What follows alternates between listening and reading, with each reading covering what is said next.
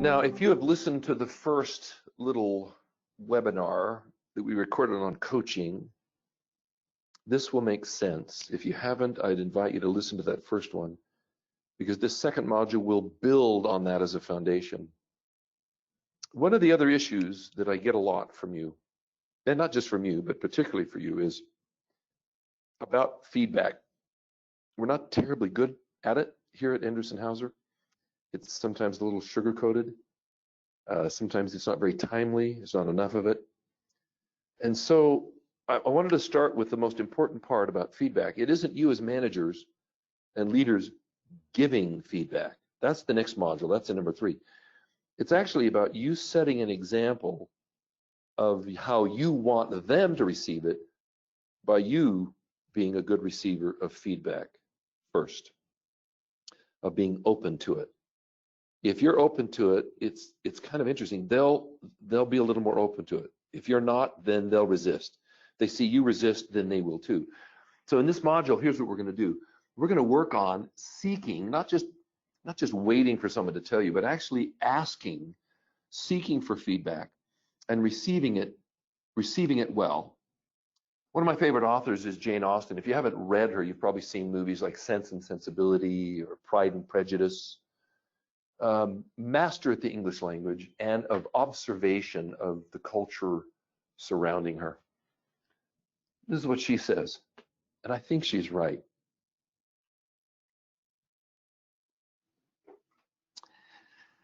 Now look, if very seldom our conversations, this what she calls human disclosure, is not, she says, at least a little disguised or a little mistaken, then we need to really be careful, really careful, so that we're not disguised or mistaken. So let me just define feedback. Look, it's pretty simple. It's data, it's information. So we say, yeah, feedback is a way to get beat up, it's a knife in the back. No. It's just data, it's information, it's perceptions from other people. And look, you live in a world where you get data all the time. Say a big bunch of data is dumped on you. What do you do with it? Well, you know what you do with it, you analyze it. It's just data. You try to make sense, right? The sense making, the meaning making out of it. Feedback is data, and we need to make sense out of it. Now, the reason I show this picture that you already know is doctored is because you know that there aren't little boys and giants that step on them with it looks like maybe a track cleat, a very old one. When I was in high school, I had track cleats like that. You know that it's been cropped. It's called forced perspective in photography. You've probably done it yourself. The real picture is the kid is in the background, right? And the foot is in the foreground. And he's standing on some, right? And you can make it seem what it is not. You can give three-dimensional ideas or views, even in two-dimensional drawings, when you do the perspective lines, first of all. Art changed forever in the 15th century when Italian Renaissance painters learned the art of perspective and how when things are further away, they seem smaller, just like that. Well, it's either smaller away as a tube or you're at the top of a pyramid looking down on top of it. There's a picture I took of a friend in Mumbai. He wasn't holding the sun. The air pollution was particularly bad that day, and I said, hey, hold it just right, a little, and then we finally took it. And this is actually a picture, I didn't take this, on the Bonneville Salt Flats out in Utah where I live, and Kit lives, and that you know that he isn't holding two small people on his hands. They're back there further, and they've gotten the angle just right to give you that perspective. So this is one of the critical pieces, and it's why I say that, and I take a very radical view of receiving and giving feedback, is that our understanding of anything, particularly words that people give us, is always and already filtered and constrained by some context within which we see and take our bearings. So we never know anything independent of our seeing it from some right perspective that we have, some point of view, and we already possess it even before they tell us. It's why we don't take, people say, well, be objective about it. It's like, you can't be. Your bias is already built in the relationship you have with them, whether you trust them or not, whether they told you the truth in the past, right? And so it's not objectivity we need, it's something else. And so here's some key points that we just want to remember. Our perceptions are our reality. Strangely, others' perceptions are theirs, and they're probably not the same because we're not them. It doesn't get any more complex than that. And we live in a world filled with other people's perceptions and their views of what we do. And their cumulative perceptions, points of view, far outweigh ours. If those first four are true, then all feedback can be an added bonus to us. All of it, I mean all of it, if we will do these things. Willingly seek and accept it as the water you and I swim in, right? Think of yourself as you're the fish, but the very lifeblood of you is the water, and that's perceptions of everybody else, if I can use that as a metaphor. Without it, we're grossly limiting our ability to really see and understand and live in that world, particularly our ability to lead the water, lead the people around us. We have got to know what those perspectives are. And so, because we never know what other people say, and then there's the words, we think we do, but think about it. All you really know is what you hear. And that hearing is already filtered and altered by the receipt of their words, because what they say is one thing, even the sound waves coming to them is another, and then what we hear and understand and interpret is yet even another thing. So here's the sort of rule of thumb is be very, very, very careful and listen very, very closely and be very open to what they have to say. So receiving feedback is critical because what you're hearing may not be what they're saying, and so let's be really, really careful. I mean, I promise this is the last one. Perspective is all where you're standing at the time. I mean, if all you saw was that picture on the left, you'd say, okay, that's a shadow of us, you'd say a square. On the other one, you'd say it's a circle. The answer is it's neither. It's a cylinder. So what is it, a cylinder, a square, a circle? It all depends on the perspective. You and I have an advantage in that we can see this thing as we look upon the screen.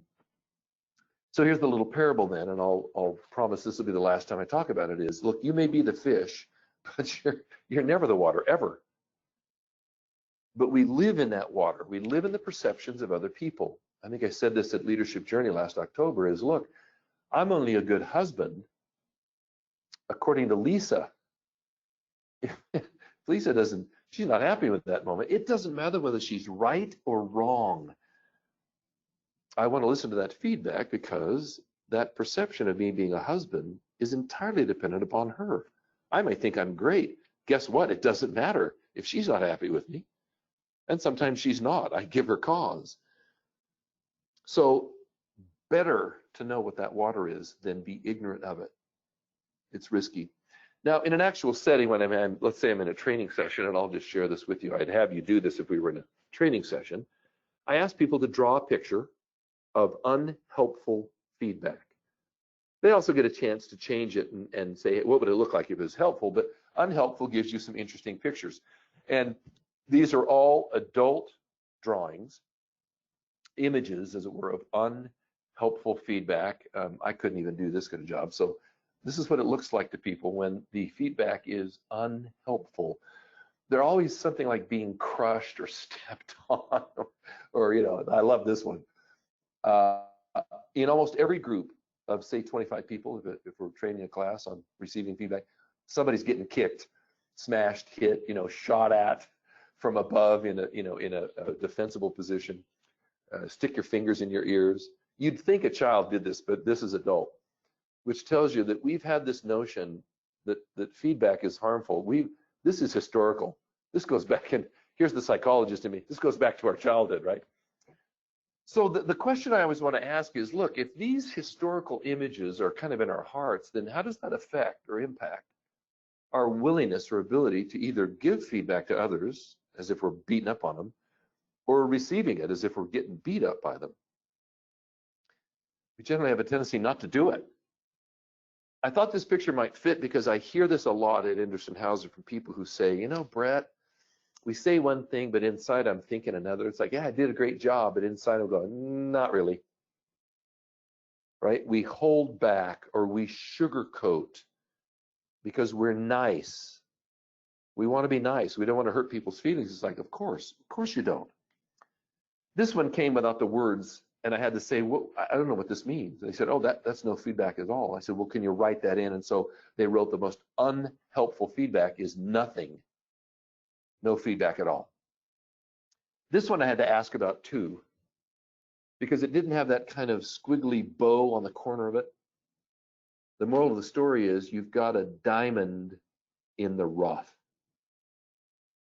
I mean, if you resisted what you could see on the surface, you might miss something underneath. So good images. Well, I actually do a debrief of a practice where I wrap very, very poorly a box full of junk, sugar from the coffee station, straws, a napkin, yesterday's newspaper, and they have to dig down through, a plastic spoon or something. They dig down through this, and then underneath all that mess at the bottom of the box is the real thing. It's often a book or something, a gift certificate. And they stop looking, and then we debrief it, and they say, yeah, you got to dig through the junk to get to the real.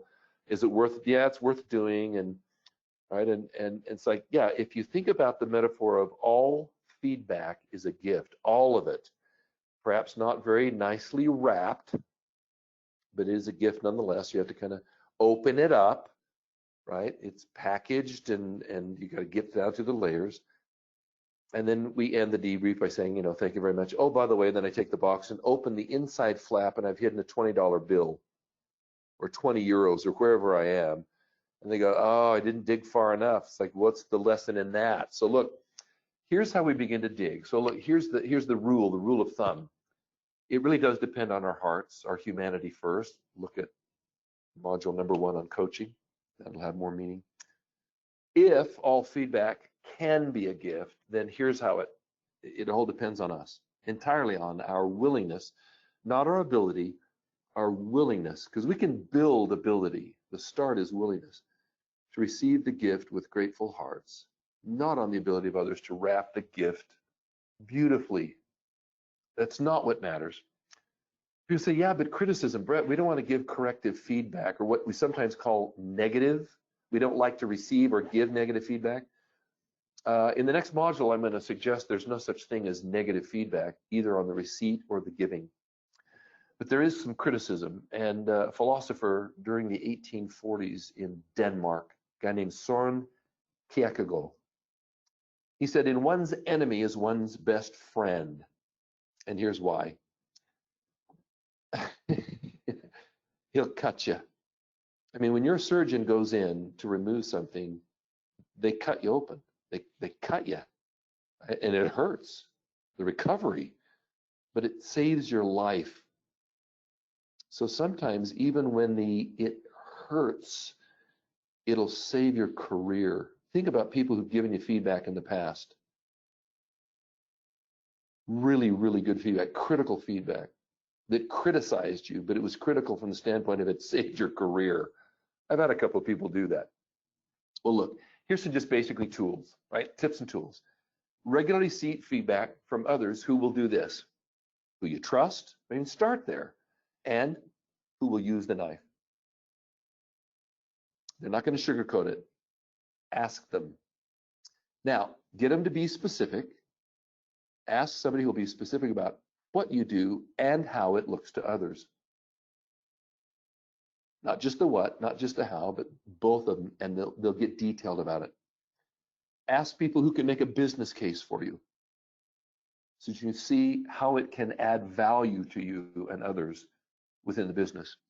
Now, no feedback is safe. We're not creating a safe space here. No such thing. There's always the risk. But you reduce the risk by making it safer. And here's how you can help them make it safer for you.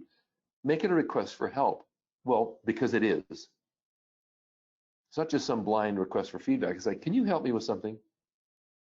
And most people are willing to kind of help you. And you might want to prime the pump by admitting, it's like, I know I'm not very good at this, so I really need your help.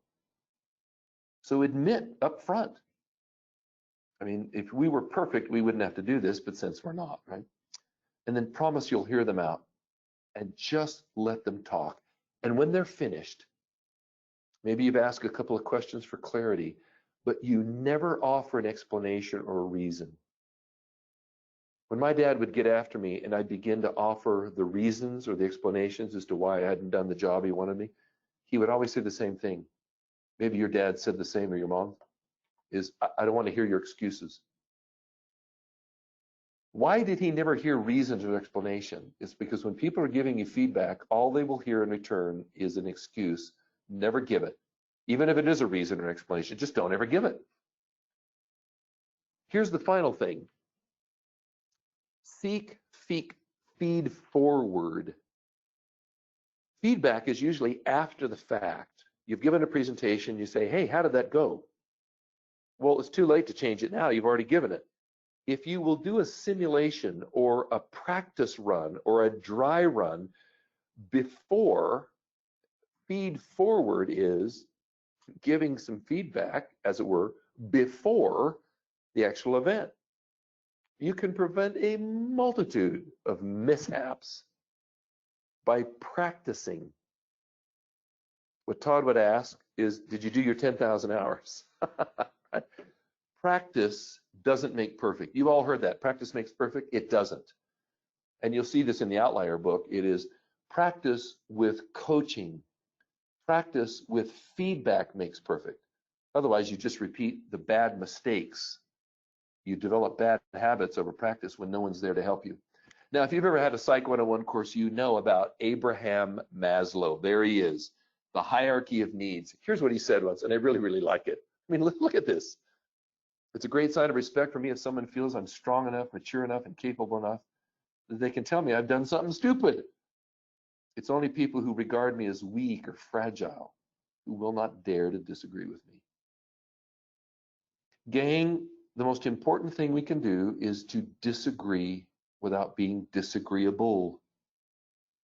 To regard people as capable and mature and adult enough that we not only give the feedback and that we receive it when they give it to us without pushing back or trying to, no, you've got to see it my way. You've got to see it my way. It's like, they don't have to see it our way.